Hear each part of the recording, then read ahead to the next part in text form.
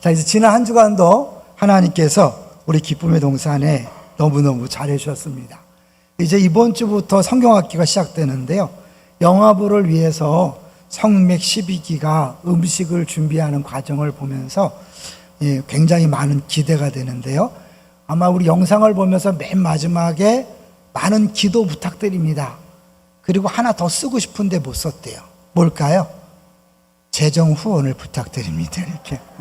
차마 영상에는 못 썼다고 하더라고요. 원래 연초에 계획할 때는 코로나19가 아직 해결되기 전이었기 때문에 예산을 적게 세웠는데 이 코로나19가 해결되면서 많은 아이들이 참여할 것으로 예상하면서 재정적으로 좀 부족하다 그래요. 그래서 여러분에게 무조건 강제가 아니라 기도하다가 성령께서 네가 좀 도와라 그럴 때 거부하지 마십시오. 교회에서 다 알아서 하겠지. 네, 교회에서 예산은 다 편성했는데 모자라는 부분이 있다니까 도와주시고, 영화부는 PPT 보조교사, 그다음에 아이들을 돌보는 보조교사가 필요하다 그러니까 좀 도와주시면 감사하겠습니다. 기도 많이 해주시고요.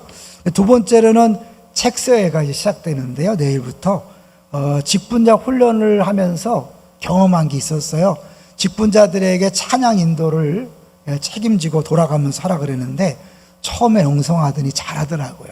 그래서 매년 교육자 혼자서 하는 게 좀 그래서 각 교구나 부서에서 찬양단을 조직해서 같이 했으면 좋겠다라고 제가 말했어요.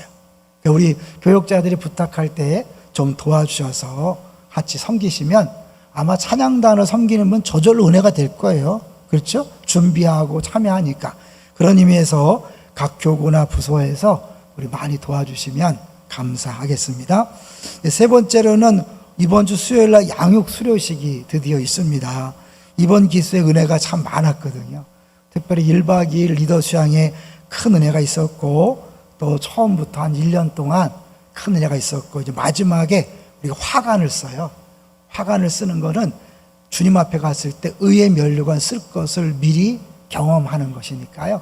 함께 와서 축하해 주시고, 또 양육을 안 하신 분들 한번 오셔서 얼마나 행복한가를 보시고 신청해 주시면 감사하겠습니다. 이제 같이 제목과 대지를 보도록 하겠습니다. 제목, 이제 다시 세움 시리즈 마지막 시간인데요. 오늘 위로입니다. 제목 자체가 좋죠. 위로. 여러분 많이 힘드시죠?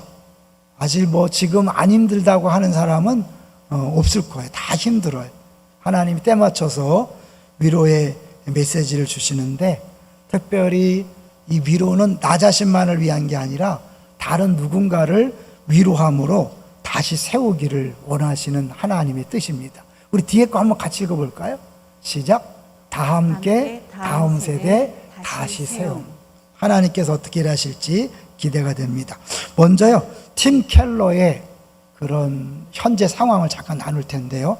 이분이 췌장암 4기입니다. 4기면 거의 끝난 거죠. 그런데 갈수록 조금씩 좋아지고 있다 그래요. 근데 그 췌장암 4기이지만 힘을 낼 수 있었던 것은 저보다 한없이 더 지혜로우시며 사랑이 많으신 하나님께서 계시다는 것이 끝없이 위로가 된다. 건강이 호전되는 게 아니라 하나님이 계시다. 근데 나보다 더 지혜롭고 나를 사랑하니까 가장 좋은 걸 준다는 걸 믿는 거죠. 그분께서 하시는 모든 일에는 충분한 이유가 있고 제가 알 수 없는 것을 허용하시며 그곳에 저의 희망과 힘이 있다. 최근에 이렇게 밝힌 거예요. 진짜 믿음이라는 게 저런 거 아닐까요? 췌장암 4기면 의학적으로 이미 끝난 상태지만 하나님께서 끝없이 위로해 주심으로 버티고 견디시는 것을 볼 수 있습니다.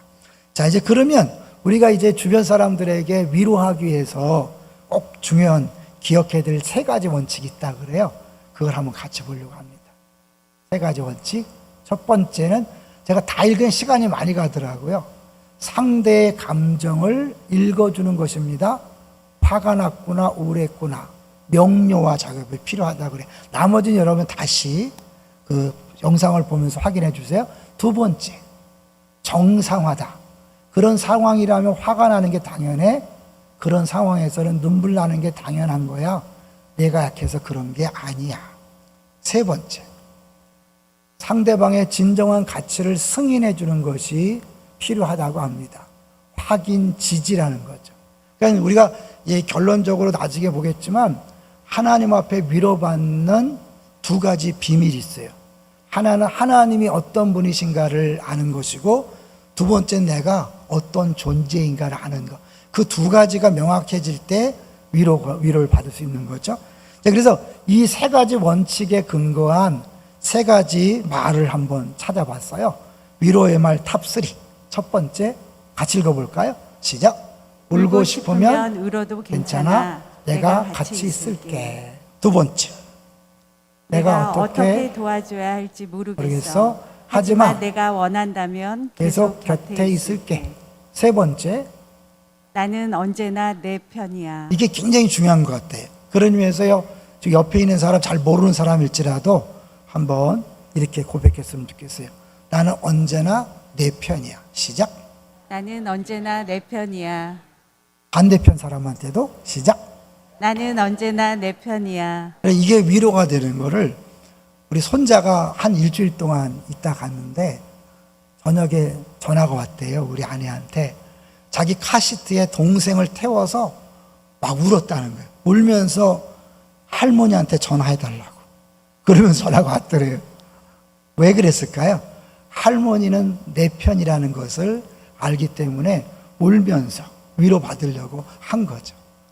하나님이 여러분과 함께 계시고 100% 사랑한다는 사실을 기억하시기를 주의 이름으로 축원합니다. 이게 최고의 중요한 위로의 포인트죠. 근데 정말 위로란 게 뭘까요? 위로가 뭐예요? 우리가 위로란 표현을 많이 쓰는데 정말 위로란 뭘까까지 용어적으로 한번 보려고 그래요. 히브리어는 저렇고요. 영어로는 저렇고. 밑에 같이 읽어보겠습니다. 따뜻한 말이나 시작. 따뜻한 말이나 행동으로 괴로움을 덜어주거나 슬픔을 달래줌. 상황을 공감하여 같이 아파하며 평안을 찾을 수 있도록 돕는 것. 그러니까 해결해 주는 게 아니에요. 문제를 해결해 주거나 상황을 바꾸는 것이 위로가 아니죠. 지금 상황은 똑같지만 환경은 변하지 않았지만 그거를 감당할 수 있는 힘을 공급해 주는 게 위로죠. 이제 오늘 본문을 보면 하나님께서 이사야에게 먼저 위로해 주시고 이사야를 통해서 이스라엘 백성 전체에게 위로의 메시지를 전하는 것을 볼 수 있어요. 첫 번째 대지가 이사야의 노래잖아요. 한번 같이 볼까요? 25장 1절을 같이 읽어보겠습니다. 시작. 여호와여, 주는 나의 하나님이시라. 내가 주를 높이고 주의 이름을 찬송하려니 주는 기사를 옛적에 정하신 뜻대로 성실함과 진실함으로 행하였습니다. 누가 주를 높인다 그래요? 내가 주를 높이고. 계속 이사야는 심판의 메시지를 전하고 있는 중이거든요. 그러니까 자기가 주어가 아니고 하나님이 이렇게 말씀하셨다, 이렇게 행하실 것이다 계속 하는데 갑자기 25장에서 내가 주를 높이고 주의 이름을 찬송하겠다. 왕이신 나의 하나님, 내가 주를 높이고. 이 노래가 어디서 나왔을까요? 당연히 오늘 본문을 중심으로 노래를 한 것이 이 왕이신 나의 하나님이죠. 왕이란 표현이 어디 나올까요? 우리 24장 23절을 보시면 24장 23절 시작. 그때에 달이 수치를 당하고 해가 부끄러워하리니 이는 만군의 여호와께서 시온산과 예루살렘에서 왕이 되시고 그 장로들 앞에서 영광을 나타내실 것임이라. 뭐가 된다고요? 왕이 되신다.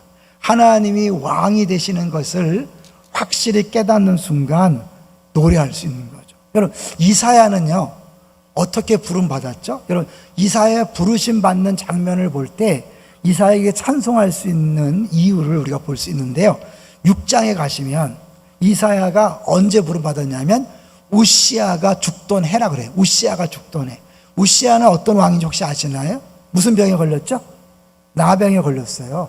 이게 하나님도 잘 믿고 정치도 잘해서 굉장히 나라가 든든히 세워졌거든요. 근데 사람은 잘 될 때 문제가 생겨요. 교만해가지고 제사장들이 드리는 제사를 자기가 드리겠다고 한 거예요. 그 제사장들이 안 됩니다. 그랬더니 어떻게 이것들이 우시하다가 어때요? 문제병에 걸렸어요. 아마샤, 우시야, 요담 이렇게 되는데, 그래갖고 그걸 본 아들은 요담, 이제 사실은 무서워서 잘 지낸 걸 볼 수 있는데, 어쨌든 이 우시야가 죽을 때 이 이사야는 굉장히 절망한 거예요. 지금 왕이 정치를 잘하고 든든해도 지금 어려운 상황인데 왕이 죽었거든요. 그러니까 굉장히 불안하고 염려되고 걱정하는데, 그때 성소에 들어가서 하나님을 만납니다. 이게 이제 비밀이거든요. 볼게요. 6장 가보세요. 6장에 들어가서 가보니까 거기서 누굴 만나는가 보세요. 성전에 귀에 옷자리 가득했고, 여기 보니까 영광이 가득했다 그래요. 우리 3절 볼까요? 6장 3절 시작. 서로 불러 이르되 거룩하다 거룩하다 거룩하다 만군의 여호와여 그의 영광이 온 땅에 충만하도다. 뭐가요? 그의 영광이 온 땅에 충만하도다. 우리 자주 들었던 예화 중에 영광을 본 자는 아깝지 않다. 기억나시나요? 하나님의 영광을 보는 순간 이사야의 근심과 걱정과 염려가 다 사라지면서 오히려 부끄럽다고 느낀 거예요. 왜? 그 전에 상황을 보면서 두려워해서 불평하고 하나님 이게 뭡니까? 이럴 수는 없습니다. 막 하던 것이 어떻게? 하나님을 영광을 보는 순간, 내가 이 엉뚱한 말을 했고 잘못 말했구나 라고 깨닫는 거죠. 5절이에요. 그래서 5절을 보시면 시작. 그때 내가 말하되 하로다 나여 망하게 되었도다. 나는 나는 입술이 부정한 사람이요 나는 입술이 부정한 백성 중에 거주하면서 만군의 여호와이신 왕을 배웠음이로다. 진짜 왕을 만나니까 자기 자신이 불평한 게 부끄러워지는 거예요. 하나님 앞에 제일 나쁜 죄가 뭐라 그랬어요? 살인 간음이 아니에요. 불평 원망하는 게 가장 무서운 죄예요. 왜요? 하나님을 졸로 보는 거거든요. 이게 불평하는 사람은 뭐냐면 상황은 크게 보이고 조건은 크게 보이고 하나님은 작게 보이니까 하나님을 우습게 여기면서 불평 원망이 나오는 거예요. 근데 하나님의 진짜 크심을 알면 세상은 작게 보이는 거예요.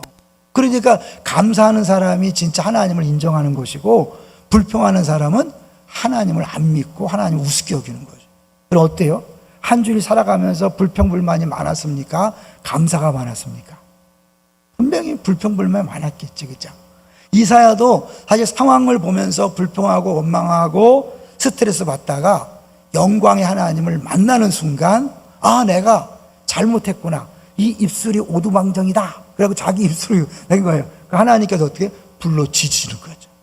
지지고 나서 하나님이 누가 우리를 위하여 갈꼬? 그랬더니 어떻게? 나를 보내소서. 왜 보내는 걸까요? 이사야처럼 상황과 조건을 보면서 불안해하고 염려하는 백성들에게 하나님이 진짜 왕이다. 너희들이 바라보는 세상 왕들은 아무것도 아니다. 그 모든 환경과 조건은 하나님이 한순간에 변화시킬 수 있다. 상황이 아니라 약속을 붙잡으라고 전하라고 이사야를 보내는 거죠. 그래서 그게 궁극적으로 우리들을 하나님이 세상에 파송하는 이유예요. 그러기 위해서 어떻게? 내가 먼저 진짜 하나님을 만나셔야 돼. 진짜 왕을 만나셔야 돼. 이번 여름에 여름 성경학교를 통해서 우리 아이들이 진짜 왕이신 하나님을 만나게 되기를 주의 이름으로 축원합니다. 우리 작년부는 책세를 통해서 진짜 왕이신 하나님을 만나게 되기를 주의 이름으로 축원합니다. 그리고 다른 기도 제목이 필요한 게 아니에요. 하나님 돈 주세요, 건강케 해주세요. 아무리 돈 많이 줘보세요, 또 근심 걱정해요. 아무리 건강해 보세요. 건강하지 않을 때는 건강만 하면 끝날 것 같았죠? 건강한 사람 행복한가요? 또 뭐가 없어, 뭐가 불평하잖아요. 그런데 그 모든 것들이 사라지는 비결은 뭐냐면 하나님이 왕이시다. 하나님 모든 걸 통치하신다. 할렐루야. 그럴 때 달라지는 거예요. 자, 그래서 이제 1절을 볼까요? 25장 1절 시작. 여호와여 주는 나의 하나님이시라.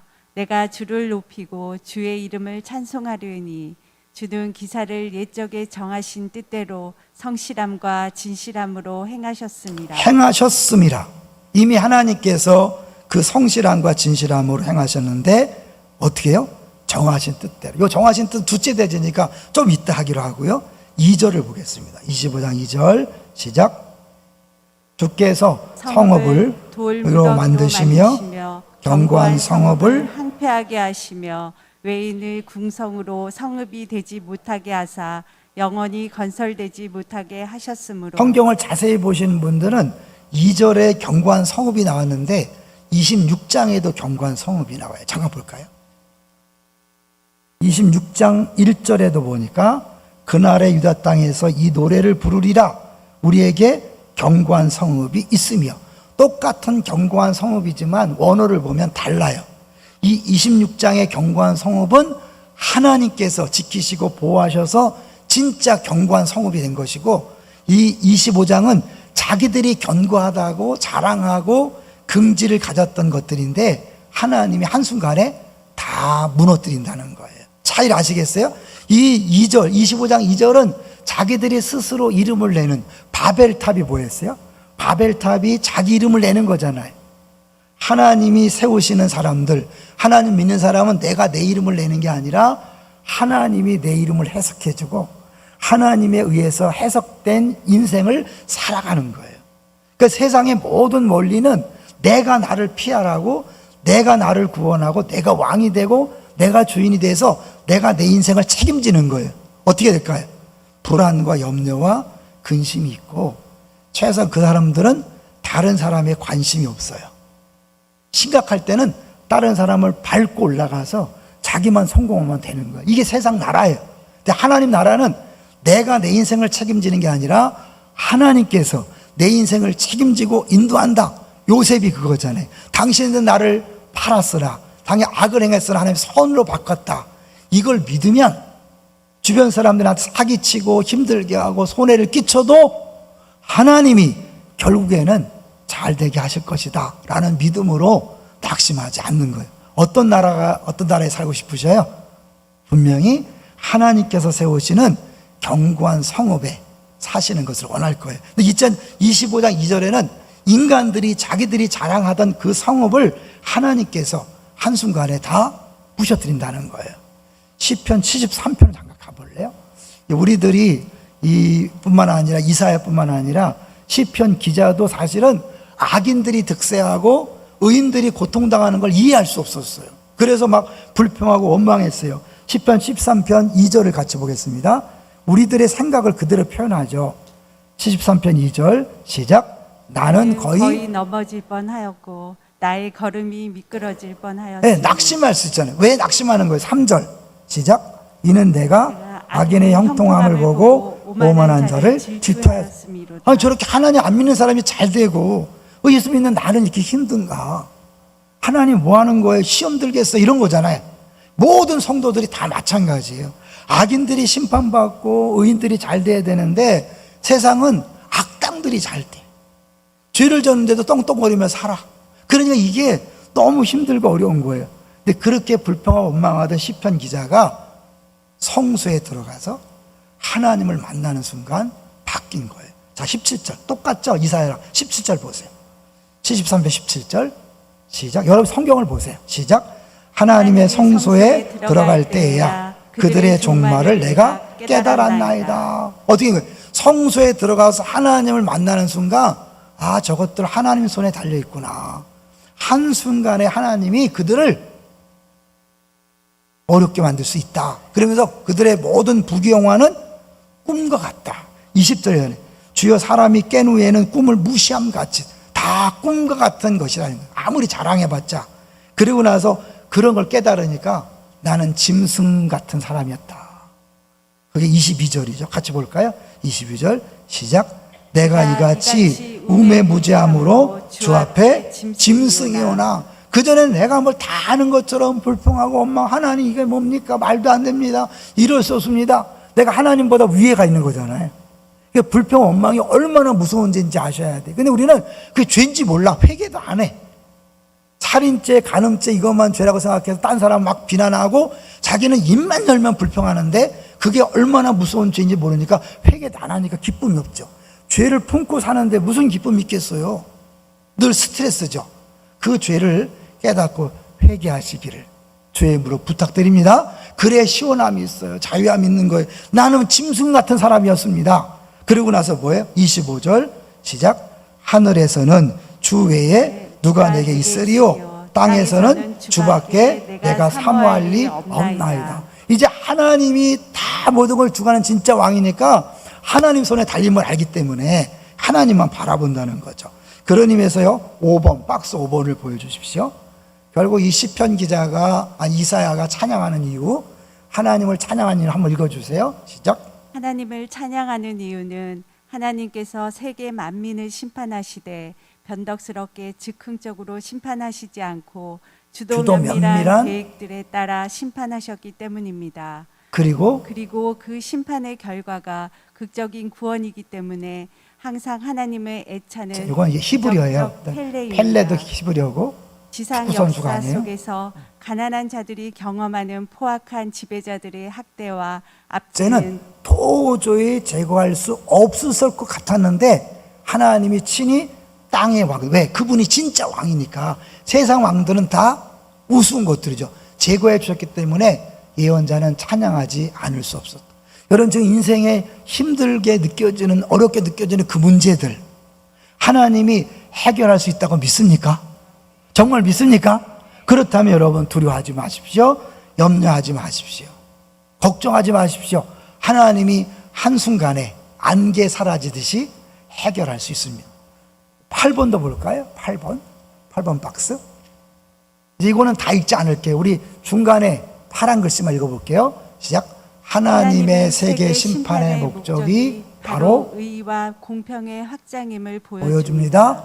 여기서 의는 하나님의 신적 친절과 계획적 돌봄을 의미하고, 공평은 사회 구성원 중 유력하고 부유한 계층을 법으로 견제하고 심판으로 낮춘 행위. 상대적으로 가난한 사람들은 하나님이 보호하시고 교만한 사람들, 센 사람들은 낮추신다는 거예요. 자, 볼까요?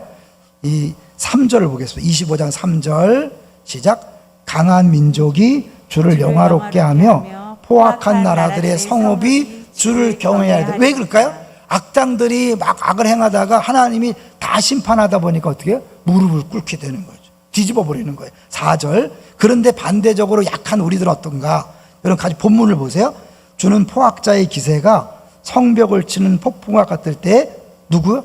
빈궁한 자의 요새이시며 환난당한 가난한 자의 요새이시며. 하나님이 자기를 어떻게 소개한다 그랬어요? 가난한 고아와 과부의 아버지. 수요일 날 말씀드렸었어요. 한번 사람은 자기를 소개할 때 가장 중요한 역할을 소개하죠. 저를 소개할 때는 뭐랄까요? 기쁨의 동산교회 담임 목사가 저희 소개의 1번이잖아요.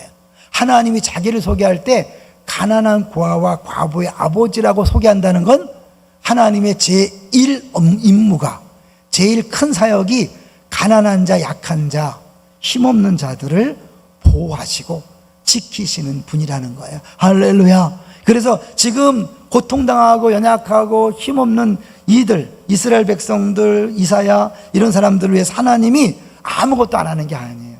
그들이 막 폭염처럼 막 고통을 줄 때 그를 보호해 주는 거죠. 5절을 같이 읽어봅니다. 5절 시작. 마른 땅의 폭강의 재앙같이 주께서 이방인의 소란을 그치게 하시며 폭양을 구름으로 가림같이 포악한 자의 노래를 낮추시리다. 지금 그들이 막 큰 소리 치면서 빵빵대고 하는 거 있죠?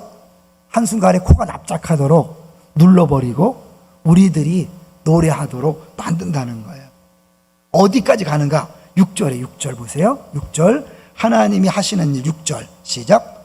만군의 여호와께서 이 산에서 만민을 위하여 기름진 것과 오래 저장하였던 포도주로 연회를 베푸시리니 곧 골수가 가득한 기름진 것과 오래 저장하였던 맑은 포도주로 하실 것이며. 한마디로 잔치한다는 거죠. 이게 언제 이루어졌을까? 실제로는 예수님이 오셔서 신랑으로 오셔서 잔치하신 거죠. 대표적인 게 뭐예요? 가나온인 잔치에서 물로 포도주를 만드심으로 내가 왜 왔는지 너희들 보여주는 거예요. 그분 잔치하러 온 거예요. 가난하고 힘들고 어렵고 배고픈 사람들을 위해서 풍성함이 있는 잔치를 벌이는 거죠. 요한계시록 가면 진짜 완벽한 잔치가 있는 거죠. 그 잔치의 맛을 보는 게 성찬식이에요. 여기 기름진 것과 포도주, 성찬식에 뭘 먹죠? 빵과 포도주를 먹는데 그 예수님의 살이 기름진 양식, 포도주가 예수님의 피, 예수님의 살과 피를 먹어요. 그래서 옛날에는 초대교회 때 식인종이라고 그렇게 악한 소문을 퍼뜨렸는데, 그 나를 위해 채찍에 맞으셔서 내가 나음을 입는 것이고, 그분이 피 흘리심으로 우리의 죄사함이 해결되고 구원받은 거잖아요. 그래서 여호와는 나의 목자시니 내가 부족함이 없으리로다. 26장을 잠깐 가보시면 26장에 하나님께서 견고한 성읍을 세운다 그랬죠. 바벨탑이 아니라 하나님이 세우시는 그 성에서는 26편 3절, 26장 3절을 한번 읽어볼게요. 시작. 주께서 심지가 견고한 자를 평강하고 평강하도록 지키시리니 이는 그가 주를 신뢰함이이다. 평강하고 평강하도록. 히브리어는 반복하면 강조라 그랬어요. 지극한 평강, 최고의 평강이라는 단어는 없어요. 그걸 표현할 때 평강을 쓰는 거예요. 그러니까 이 하나님이 세우시는 그 나라, 베푸시는 그 잔치에서는 완벽한 샬롬. 샬롬이 뭐라 그랬어요? 하나님의 뜻이 이루어질 때 나타나는 부족함이 없는 상태, 더 이상 바랄 것이 없는 만족한 상태를 하나님께서 우리에게 주시겠다는 거예요. 할렐루야. 그거를 미리 바라보면서 이사야는 노래를 하는 거예요. 아까 얘기했죠. 위로라는 게 뭐예요? 상황을 바꾸는 게 아니라 그랬죠. 조건이 지금 바뀌는 게 아니라 앞으로 바꿔줄 것을 기대하면서 그 약속을 믿고 힘을 얻는 거예요. 그러니까 상황과 조건을 보는 게 아니라 약속을 붙잡는 것이 위로의 비결이라는 거죠. 이해되시죠? 자, 7절로 가볼게요. 25장 7절 시작.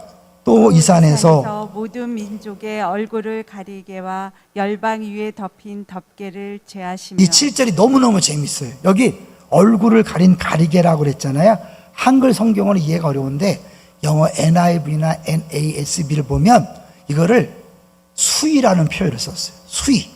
죽은 사람에게 입히는 수의를 이렇게 하나님께서 벗겨내신다. 어떻게 벗겨낼까요? 예수님이 죽지 않아도 되시는 분이 수의를 입고 무덤에 들어가셨잖아요. 부활할 때 예수님의 수의가 벗겨져서 가젤에 놓였다. 기억나세요? 그러니까 예수님이 죽지 않아도 될 분이 대신 죽으시고 우리 대신 수의를 입으셨기 때문에 우리가 입어야 될 수의가 다 찢어지고 해결됐다는 거예요. 할렐루야. 얼마나 멋진 표현이에요. 그래서 8절을 보면 시작. 사망을 영원히 멸하실 것이라. 주 여호와께서 모든 얼굴에서 눈물을 씻기시며 자기 백성의 수치를 온 천하에서 제하시리라. 그 다음에 여호와께서 이같이 말씀하셨느니라. 말씀한 거예요. 지금 이렇게 이루어진 게 아니에요. 언제 이루어지는 거예요? 요한계시록에 눈물을 닦아주시며. 저는 장례식 때 그 설교를 할 때마다 눈이 시큰시큰해요. 눈물을 닦아주시는. 여러분 정말 억울하게 눈물을 흘려보신 적 있으십니까? 애매하게 고난당하고 아파하면서 눈물 흘린 적 있습니까? 하나님이 다 보고 계시고 마지막 날에 잘했다, 수고했다, 잘 참았다, 하고 싶은 말 하지 않고 우는 것 주님이 닦아주십니다. 할렐루야. 그 사실을 미리 맛보는 것이, 그것이 부활신앙이고 그것이 우리에게 위로의 근거가 되는 거예요. 여기서요 우리 한 사람을 소개해 보려고 하는데, 아들이 25살에 갑자기 죽었어요. 정말 앞이 창창했던 아들이 잠깐 등산을 갔다가 죽었어요. 그러고 나서 이분이 고백을 하는 것을 쓴 책이에요. 이분이 이렇게 썼어요. 내가 죽어야 되는데, 먼저 죽어야 되는데 아들이 먼저 죽는 게 말이 되나? 아들이 죽은 다음부터 자기에게는 모든 것들이 다 잿빛으로 변화됐다라고 그렇게 얘기해요. 이제 그러면서 그가 많은 위로에 관한 책들을 읽었는데, 그 책들은 위로받는 비결을 얘기하지만 온통 나에 대한 이야기라는 거예요. 자기는 내 아들이 관심이라는 거예요. 죽은 내 아들이 어떻게 됐을까? 이거에 대한 관심인데 너 우리한테 뭐 어떻게 위로받는다 아무리 해도 안 된다는 거예요. 그런데 그가 위로를 받은 일이 생겼어요. 하나님의 음성을 듣고 구본을 보여주세요. 9번 같이 읽어봅니다. 시작. 그 슬픔을 이길 수 있었던 것은 세상의 위로가 아니었습니다. 아니었습니다. 그는 그의 위로가 되었던 것은 오직 한 가지였다고 고백합니다. 인간을 구원하시기 위해 아들을 십자가에 십자가에 내모신 하나님 아버지의 아버지의 마음, 마음, 상처투성이인 성자 예수님을 바라보시는 바라보시는 하나님의 하나님의 마음, 마음, 죽어가는 아들을 아들을 바라보시며 바라보시며 한없이 울고 계시는 하늘 하늘 아버지의 눈물, 통곡의 벤치, 그 모퉁이에서 함께 앉아 함께 울고 계시는 분, 그분이 그를 일으켜 세웠습니다. 우리를 위해 독생자를 십자가에 매다시며 울고 계시는 하나님, 그리고 우리를 위해 주님을 죽음으로부터 부활하게 하신 하나님이 그의 위로였습니다. 우리가 위로받지 못하는 건 너가 나 같은 고통을 당해봤어? 그래서 어떤 사람의 말도 위로가 안 되잖아요. 하나님은 자기 아들, 자기 자신보다 더 귀한 아들을, 죽지 않아도 되는 아들을 죽게 했어요. 그럼 엘리엘리 라바 사박단이라고 외치는 그 아들을 외면해야 되는 그 아버지의 심정, 이 그런 아픔을 내가 진짜 깨달았을 때 내 고통 같은 걸 하나님이 아신다고 느끼는 거죠. 근데 그걸 끝나는 게 아니라 그 아들을 살려냈다는 거예요. 자, 그래서 이분이 이렇게 고백합니다. 예수님이 무덤문을 여시고 부활하신 것을 믿는 것은 우리의 무덤으로부터 우리 자신이 부활하게 될 징표를 받아들이는 것이다. 부활신앙이 이런 거거든요. 사망의 권세를 이기심과 다시 사심은 우리의 모든 어두운 무덤으로부터 다시 일으킬 능력과 권세를 가지고 사는 거예요. 그러니까 어떤 문제도 좌절하지 않는 거예요. 죽음도 정복하고 부활시켰다면 이 돈 문제, 건강 문제, 자녀 문제, 이런 모든 문제는 아무것도 아니라는 거죠. 믿습니까?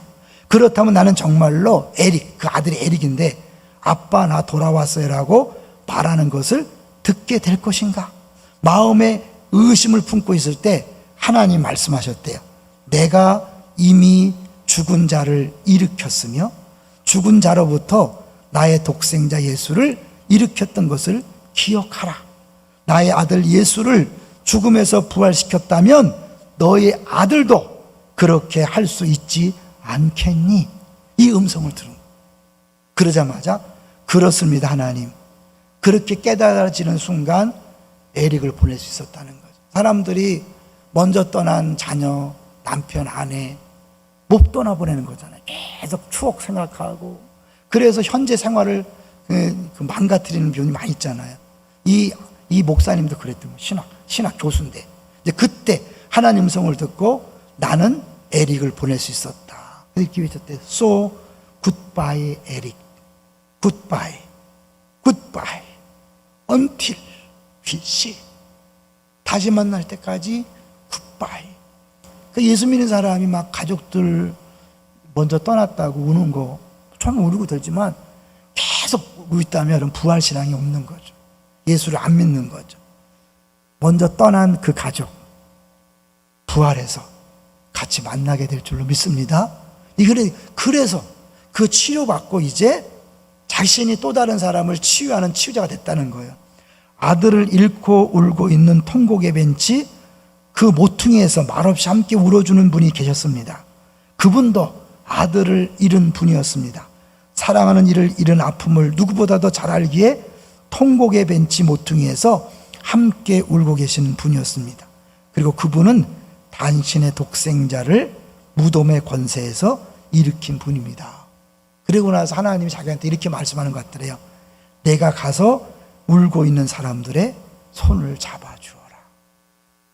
하나님의 위로는 단순히 나만 위로하는 걸 끝나는 게 아니라 나를 먼저 위로하시고 나를 통해 누군가를 다시 세우기 위한, 그래서 준 상처요, 그래서 준 고난이라는 거죠. 굉장히 의미가 있는 거죠. 이제 하나 재미난 이야기를 하고 마치려고 그래요.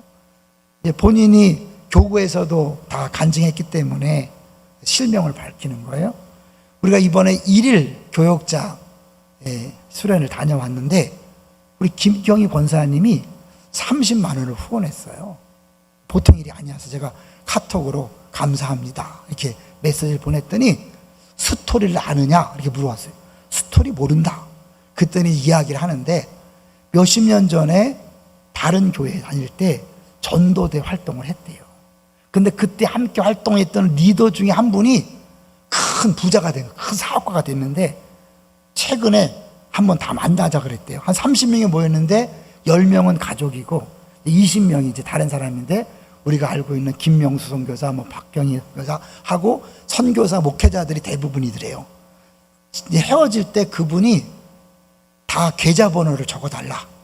그래서 계좌번호를 적어주고 왔는데 그 다음 아침에 통장에 500만 원. 5만 원이 아니에요. 500만 원 교통비라고 500만 원이 들어왔더래요. 그래서 너무 감사해서 교육자들을 위해서 기꺼이 30만 원을 후원했다는 거예요. 저는요, 생각해 보면서 그 500만 원을 줄 계획을 하나님은 언제 하셨을까요? 언제 하셨을까요? 최소한 그 전도대 활동할 때부터 주님은 작정하셨을 거예요. 그런데 하나님의 계획은 단순히 1년, 2년이 아니잖아요. 하나님은 태초부터 우리를 계획했다 그랬고 우리를 구원하기로 작정했다 그랬잖아요. 하나님은 처음부터 우리에게 어마어마한 놀라운 계획들을 갖고 계시는데 왜 하필이면 지금 시점에서 500만 원을 주셨을까? 저는 권사님을 위로하기도 위해서 했지만 동시에 우리 교육자들을 위로하기 위해서 이 시점에 줬다고 믿어요. 제 해석이 좀 이상한가요? 그러니까 하나님이 권사님에게 500만 원을 흘려보내고 그 500만 원 교육자들 여름 사역을 앞두고 정말 위로가 필요하니까 하나님이 그렇게 하셨다고 믿어요. 저는 이게 뭐냐면 여러분도 기대하세요. 언제 누가 500만 원, 1000만 원을 보내줄지 몰라요? 여러분, 우리 주변에서 그런 일이 있었다면 여러분 가능한 거죠? 근데 그렇게 주시는 건 나만 잘 먹고 잘 사는 게 아니라 내가 위로받은 만큼 다른 사람을 위로하더라고 나를 세우시는 줄로 믿습니다. 지금 힘들고 어렵죠? 여러분, 그거 사람이 위로할 수 없습니다. 환경이 바뀌는 게 아니에요. 하나님께서 허락하신 상황 안 바뀝니다. 다만 그 상황을 이길 수 있도록 넉넉히 감당할 수 있도록 하나님 위로해 주시는데 그 위로의 비결은 누가 진짜 왕인가? 이 세상과 역사를 주관하시는 하나님이 진짜 왕인데 그 왕은 나에게 어떤 분인가? 나를 사랑하시는 분이고 나를 위해 자기 아들을 아끼지 않고 내어주신 분이다. 할렐루야. 그걸 믿을 때 지금 어려운 상황들을 넉넉히 버티고 견디는 거죠. 그 사이에 주님이 어떻게 일하실지는 두고 보세요. 500만 원이 올지 1억 원이 올지. 제가 그게 우리 이규원 목사님 개척하고 나서요. 그 친구, 고등학교 때 친구가요. 사업을 정리하면서 3명의 친구에게 3억씩 줬어요. 3억씩 교회 하면서 2억 교회를 위해 쓰고 1억 원은 목사님 앞으로 교육하고 훈련할 때 마음껏 쓰도록 하라고 3억씩 줬어요. 그런 일이 있더라고요. 그런데 우리 교회에서 우리 권사님 500만 원 들어왔던 걸 보면서 야, 우리 교회도 있네. 기대가 됐어요. 여러분을 위로하기 위해서 하나님은 어떠한 방법을 쓰실지 몰라요. 기대하세요. 다만 이제 하나님께서 왕이시라는 사실을 기억하고 흔들리지 말고 지금 평안을 유지하면서 사세요. 그리고 하나님께서 위로하셨을 때 그걸로 끝나는 게 아니라 누군가를 위로하는 상처 입은 치유자로서 사역하셔서 우리 모두가 위로받고 신나게 살아가는 성도들 되시기를 주의 이름으로 축원합니다.